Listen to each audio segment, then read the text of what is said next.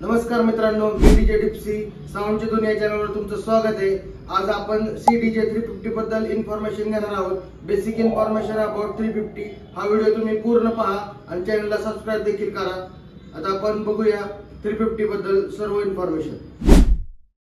So guys, console सिरीजचा हा आपला दुसरा व्हिडिओ आहे। पहिला व्हिडिओ ज्यांनी पाहिला नसेल त्यांनी नक्की पहा आणि आपण आता 350 बद्दल इन्फॉर्मेशन घेणार आहोत। हे आहे मोस्ट इम्पॉर्टंट बटन म्हणजे पॉवर बटन। एकदा क्लिक केल्यावर पॉवर ऑन होतं।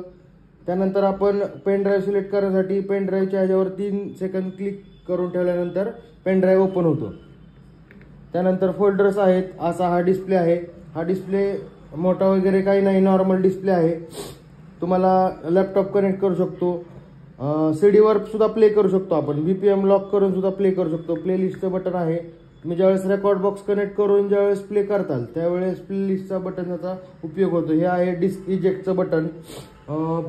USB जर रिमूव्ह करायचं असेल तर 3 सेकंद प्रेस करून USB स्टॉप करू शकता। तुम्ही पाहू शकता पेन ड्राईव्ह लावायचे हे पोर्ट आहे। तर पाहू शकता हे आहे लूप्सचे बटन।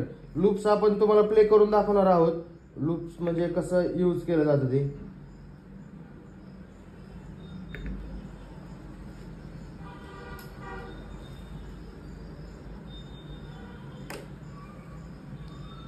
कॉपीराइट इश्यूमुळे आपण ऑडिओ प्ले करू शकत नाही, पण तुम्ही पाहू शकता इन आउट तुम्ही असं करू शकता।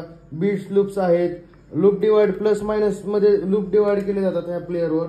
तुम्हाला पुढचा ट्रॅक प्ले करायचा असेल डायरेक्ट तर ते बटन आहे। ट्रॅक तुम्हाला फॉरवर्ड रिव्हर्स करण्यासाठी हे बटन आहे।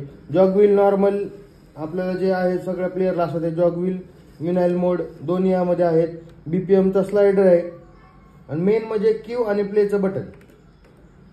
हे 2 बटन आहेत। तुम्हाला ट्रॅक सिलेक्ट करण्यासाठी बॅकचं आणि हा जो नॉब आहे तो नॉब आहे। आपण पाहू शकता ह्याच्या मागे जे पोर्ट आहे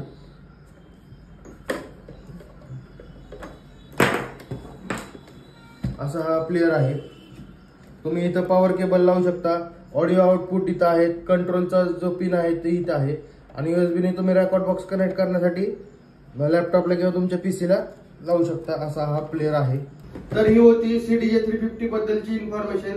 इथून पुढच्या व्हिडिओ पाहण्यासाठी तुम्ही चॅनलला सबस्क्राइब करा आणि बेल आयकॉनवर क्लिक करा। थँक्यू।